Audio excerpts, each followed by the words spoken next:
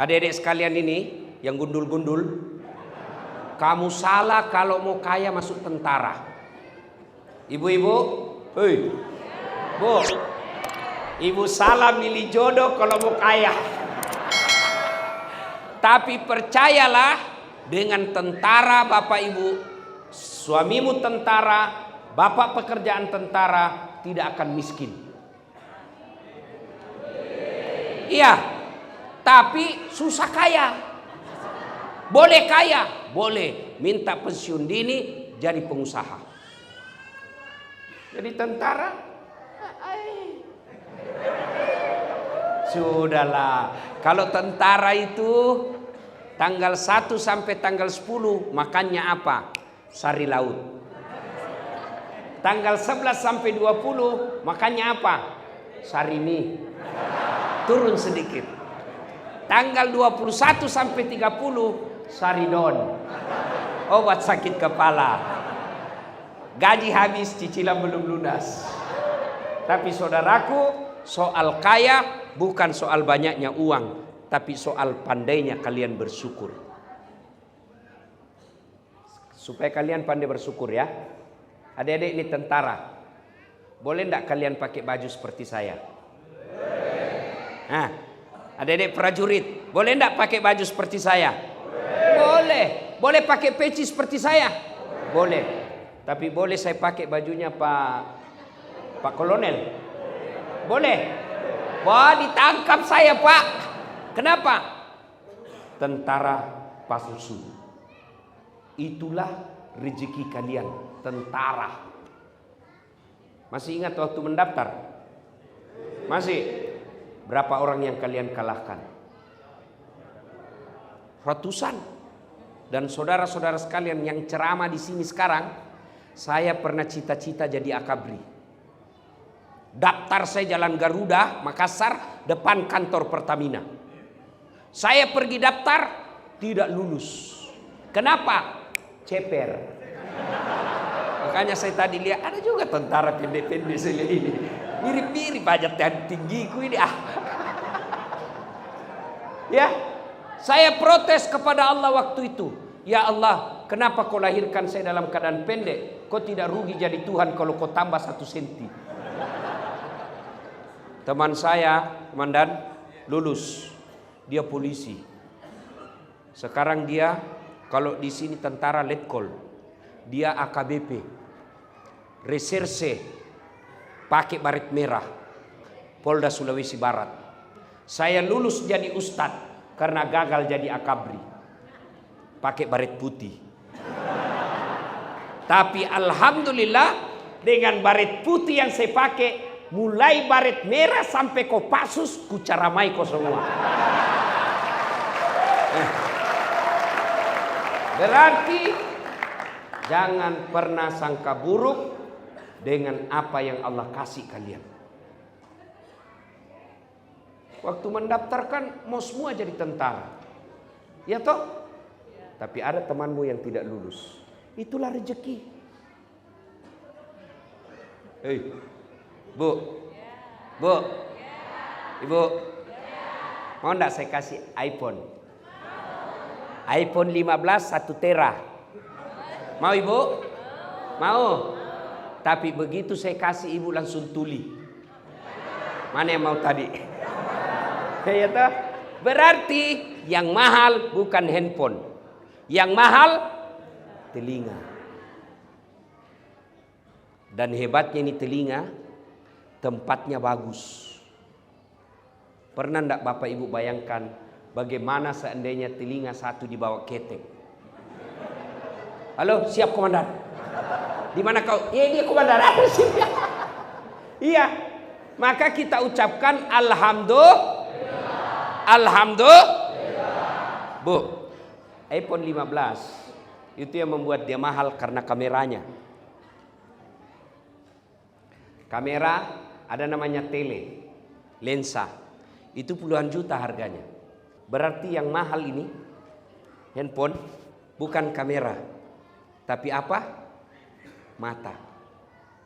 Biar punya kamera, lensa, harga 100 juta, tapi tidak bisa melihat. Kau mau apa? Berarti yang mahal bukan handphone, yang mahal bukan lensa, yang mahal Allah kasih kita mata. Hebatnya lagi ini mata autofokus. Bapak lihat waktu pertama tadi kameraman saya pasang, itu nak putar-putar itu dulu. Kenapa? Mau dilihat fokusnya baik atau tidak. Karena kalau tidak fokus, suaranya ada, gambarnya kabur. Dibunuh. Ini mata autofokus, tidak perlu kau putar-putar. Begitu buka, komandan, siap komandan. Bagaimana seandainya harus diputar? Di tembok duluan maka sama musuhmu, baru kau putar. Waduh. Iya toh? Hebatnya lagi nih mata, dia bisa bedakan mana istri, mana tetangga. Coba kalau tidak bisa dibedakan prajurit. Kenapa ini malam minggu lain-lain? Ternyata Satpol PP. Maka kita ucapkan alhamdulillah. Alhamdulillah. Dedek kenal Rizky Ridho? Rizky yang pemain bola kemarin. Kenal? Tahu apa? Rizky Ridho. Kenal Lionel Messi? Kenal? Tahu? Itu gajinya Lionel Messi dikumpul kalian semua satu markas ini belum mengalahkan gajinya Lionel Messi 1 bulan. Apakah dia hebat? Bukan. Karena Allah kasih lutut yang bisa bengkok. Mana bisa Lionel Messi jago kalau lututnya tidak bisa bengkok? Masa main bola begini? Maka yang mahal bukan bola, bukan skill. Yang mahal lutut. Begitu juga kalian tentara. Saya yakin komandan kita Pak Kolonel Irfan tidak bakal jadi tentara, tidak bakal naik jadi jenderal kalau tiba-tiba lututnya tidak bisa bengkok. Maka tetap bersyukur dengan mengucapkan alhamdulillah. Saya tanya ibu-ibu nih, jawab dengan jujur. Bu, kenapa ibu bisa hadir di pengajian ini? Karena suamimu tentara. Iya toh? Coba kalau suamimu Satpol PP di luar, tidak boleh kau masuk di sini. Maka bersyukur dengan mengucapkan alhamdulillah. Tapi suamiku jelek Ustaz. Ya jodohmu, takdirmu itu. Kenapa? Karena kalau dia cakep, dia malu jalan sama ibu. Kenapa? Karena ibu juga jelek.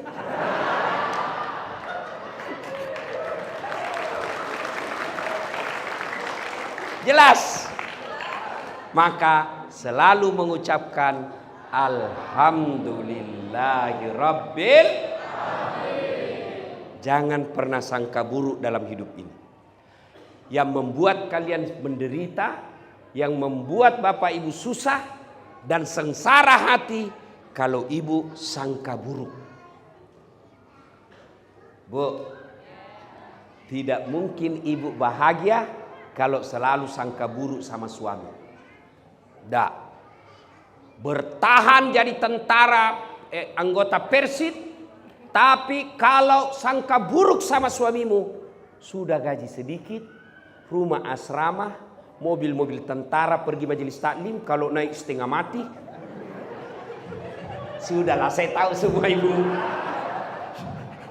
Iya kan? Ya.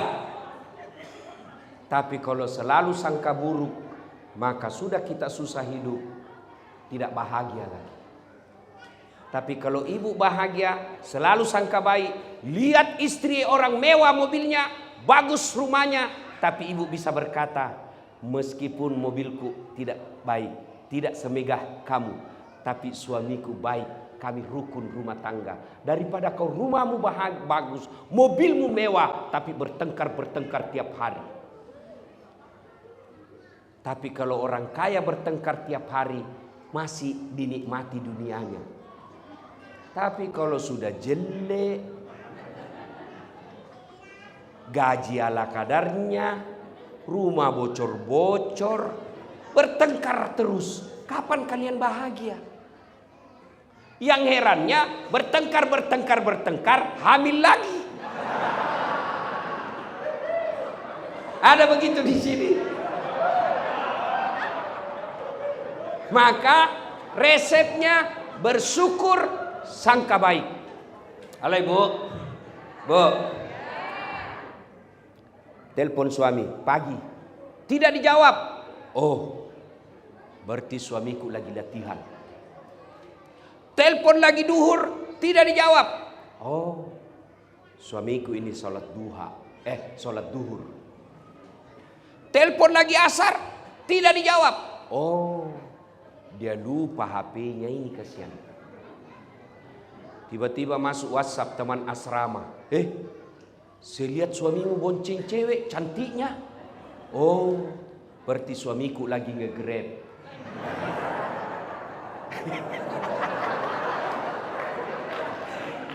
Tanda perasaan toh?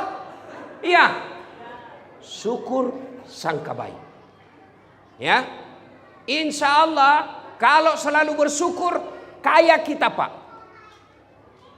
Kalau kita selalu sangka baik, bahagia hati. Kapan dia kufur, tidak bersyukur, meskipun sudah dikasih banyak, tapi dia selalu merasa kurang, itulah orang miskin. Dan soal rezeki, ibu tidak usah cemas, Allah yang jamin.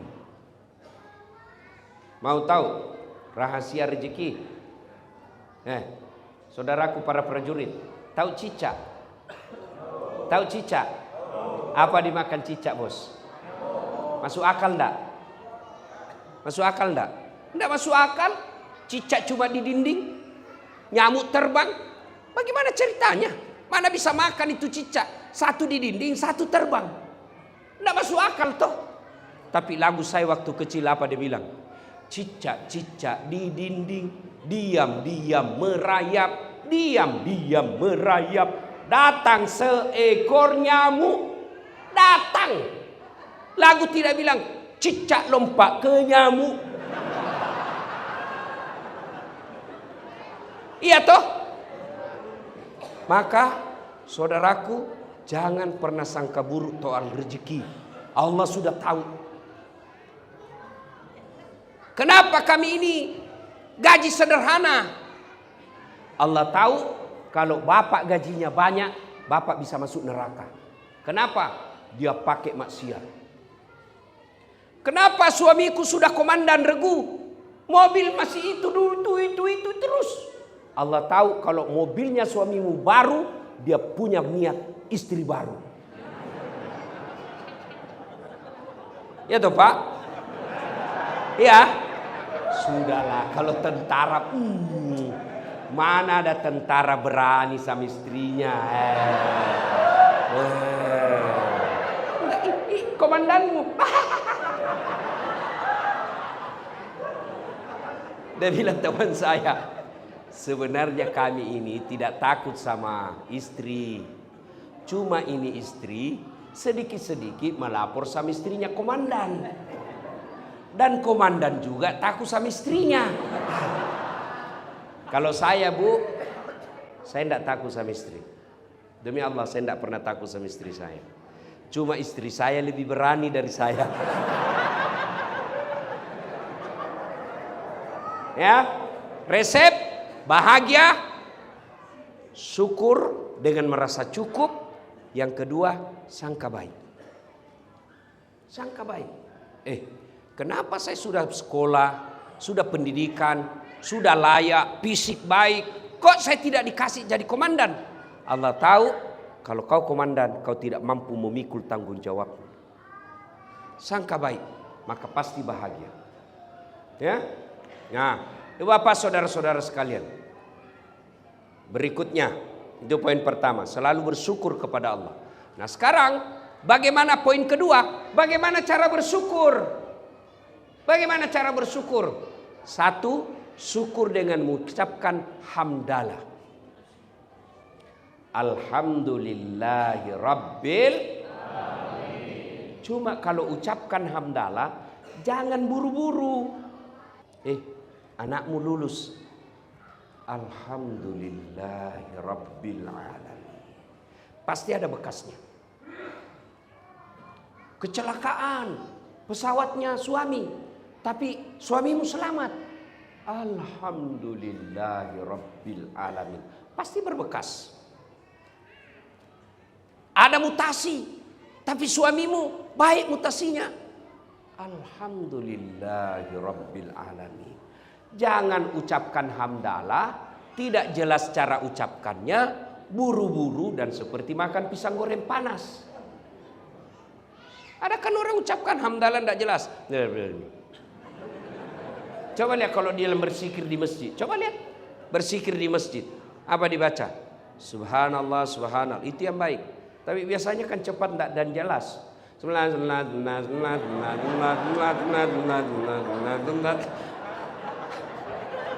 Kau ketawa karena membayangkan dirimu semua toh?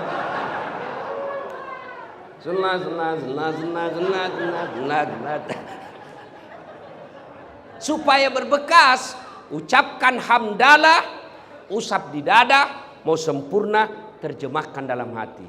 Segala puji bagi Allah, Tuhan seru sekalian alam. Yang kedua, cara bersyukur. Sujud syukur. Bagaimana caranya? Seperti ketika sholat, langsung sujud. Di mana Ustadz? Bagus di masjid. Boleh wudhu, lebih bagus lagi kalau ada wudhunya. Kalau tidak ada wudhu, tidak apa-apa. Di dalam tugas, lagi kita latihan. Ada kecelakaan dalam latihan, kita selamat. Alhamdulillahirabbil alamin. Yang kedua, langsung sujud syukur di tempat itu. Dengan ucapan apa? Boleh Bapak contoh ucapan saya, boleh tidak? Begini. Ya Allah, terimalah sujud hamba ini sebagai tanda syukur hamba kepadamu atas nikmat yang kau berikan kepadaku. Saya terbebas dari bencana ini. Dapat pengumuman sekolah, kenaikan pangkat, masuk dalam nama kita. Alhamdulillahirabbil alamin. Sujud syukur. Yang kedua cara bersyukurnya, bertafakkur. Apa itu bertafakkur? Evaluasi diri. Gimana caranya? Saya lulus jadi tentara. Maka cara bersyukur yang keduanya, saya gunakan baju tentara saya, amar ma'ruf nahi munkar. Saudaraku para prajurit, kalau saya ceramah, jangan mabuk, jangan minum hamar. Anak muda jengkel, dia kasih kempes ban motorku. Tapi kalau kalian tentara melihat ada mengedarkan minuman dengan baju yang kalian miliki, adakan operasi penangkapan minuman itu, jauh lebih besar efeknya daripada kami yang hanya lisan.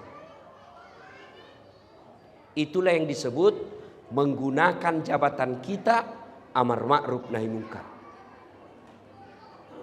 Dan seorang komandan keliru kalau tidak menggunakan jabatannya masuk surga. Pak Irfan, saya punya pesan. Lebih baik Bapak paksa ini anggota masuk surga daripada dia sukarela masuk neraka. Dengar, lebih baik kalian dipaksa masuk surga sama-sama daripada sukarela masuk neraka. Apa maksudnya?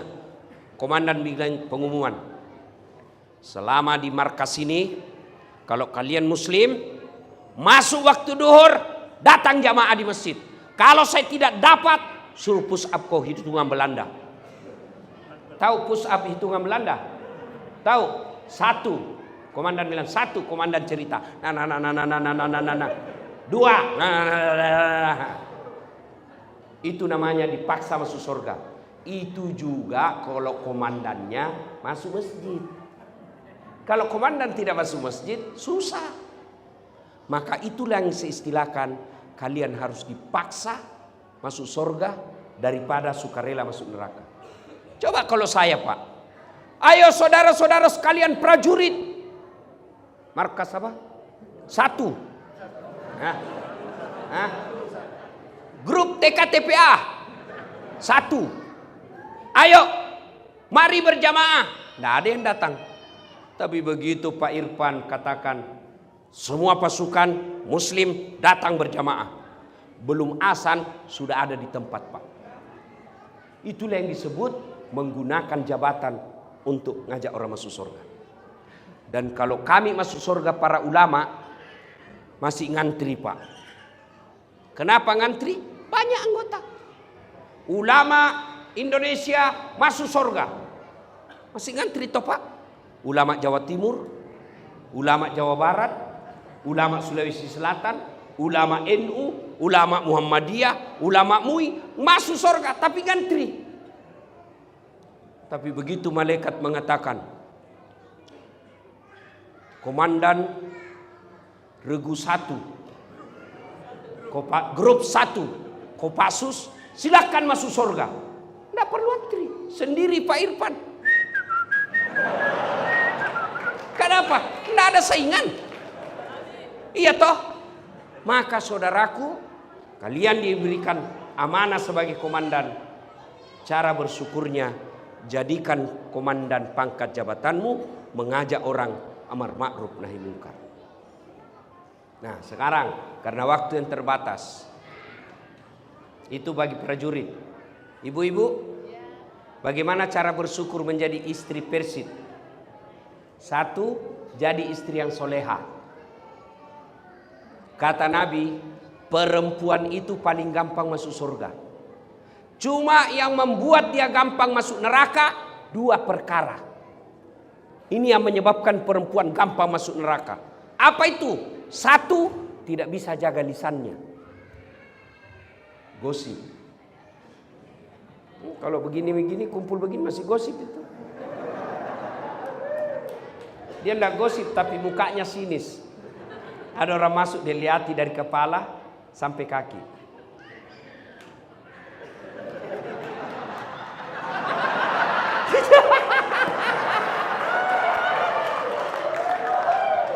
Dia tidak gosip tapi sinis.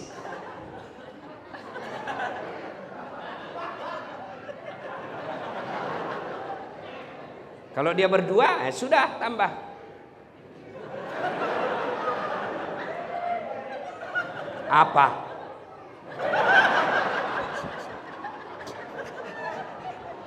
Dia bilang satu. Kenapa? Tidak serasi kudungnya sama roknya. Dia bilang iya kayak umbul-umbul. Ya? Kalau pagi-pagi dia keliling tawaf. Keliling komplek tawaf. Cari bahan dia. Ya toh? Ustadz aja dia gosip. Saya aja masuk tadi ada yang gosip. Itu juga bajunya yang di YouTube.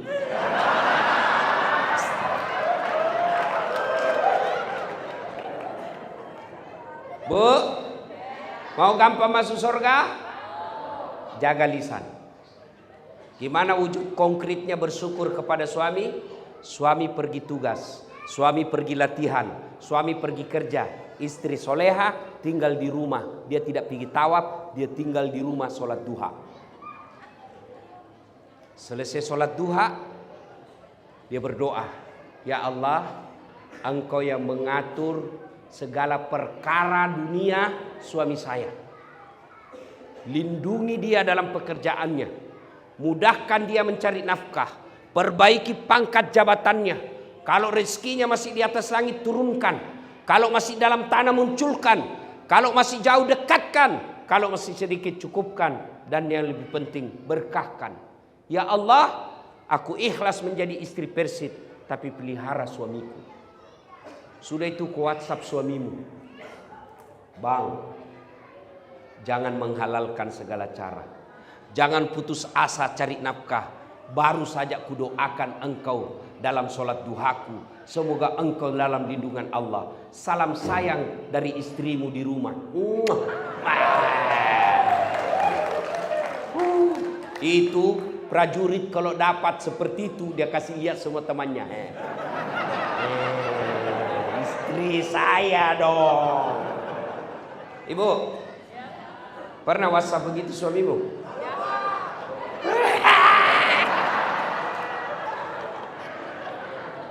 Paling WhatsAppnya apa? Jangan lupa singgah beli gas. Masih baik kalau gas. Ya saya suruh pembalut. Masa tentara beli pembalut? Bu, sholat duha. Bu, sholat duha. Saya tidak tahu caranya Ustaz. Caranya sama sholat tarawih. Sama sholat yang lain. Cuma beda niat. Saya pergi tanya, kenapa enggak jadi sholat dek? Saya lupa sallinya Ustaz. Enggak harus kau hafal itu salli. Niat itu, bapak baru tinggalkan ruangan, baru tinggalkan posko, ada dalam hati, saya mau sholat duha. Itulah sholat duha. Ibu, dari duduk, berdiri, saya mau sholat duha. Itulah niat. 2 rakaat. Tidak tahu bahasa Arab, ini sudah begini cara praktisnya saudaraku.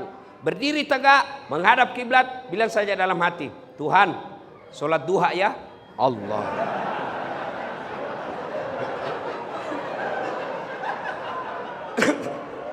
Boleh.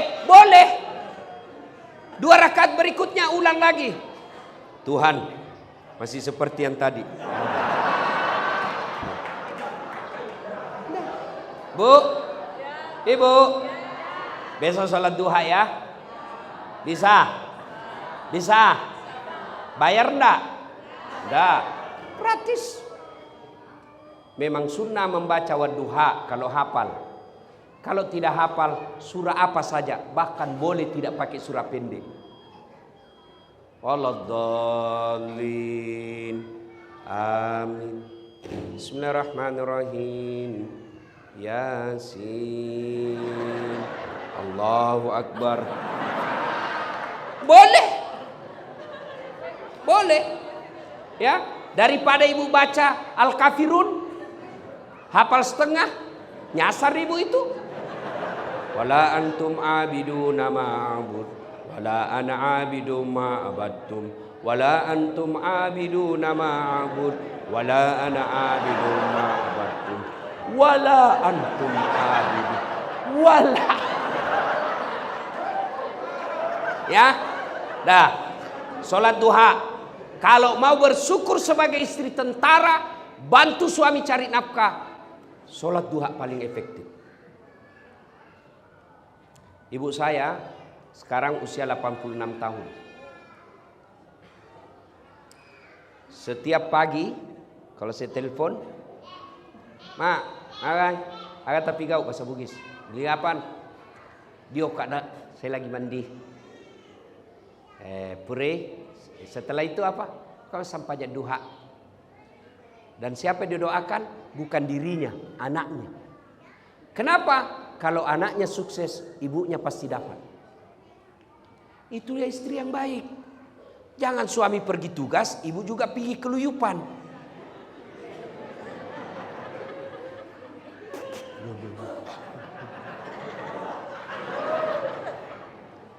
Ikut campur urusannya orang. Iya. Padahal enggak tahu itu. Iya. Bener. Itu ibu kalau selalu ikut campur, hidupmu nanti seperti takdirmu toge. Tahu toge? Ibu tahu toge? Toge kan suka ikut campur. Gado-gado ada. Pecel. Apalagi makanan khasnya Sunda. Karedok. Ada. Apalagi? Tahu isi? Ada. Karena dia selalu ikut campur, Allah takdirkan hidupnya toge semua bengkok. Jadi kalau ada di asrama ibu-ibu pagi-pagi gosip, teriaki saja, toge ini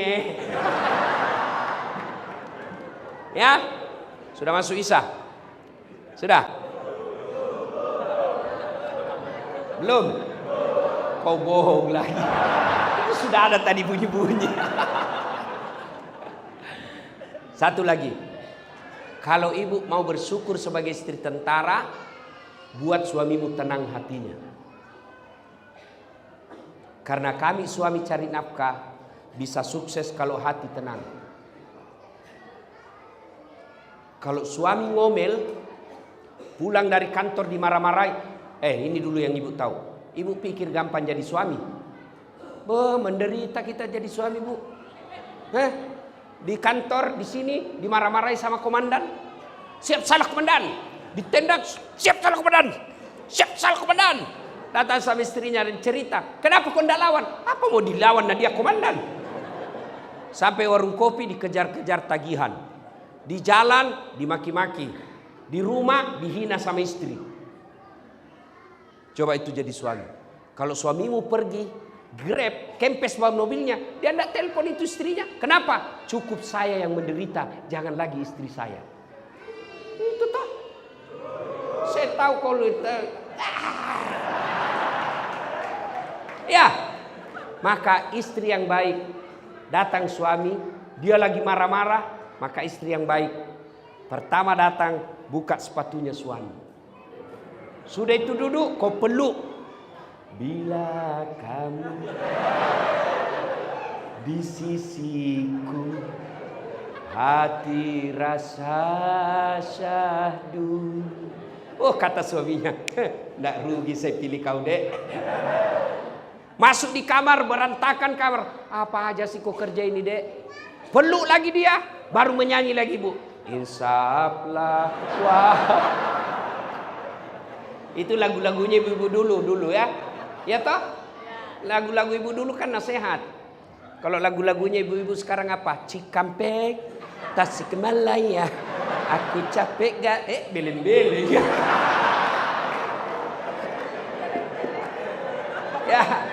Ya sudah, karena waktu telah tuntas. Doakan saya sehat walafiat. Kita datang lagi di tempat ini. Amin. Terima kasih. Jadilah prajurit yang setia kepada Sabta Marga. Jadilah prajurit yang cinta kepada ulama, mencintai rakyat.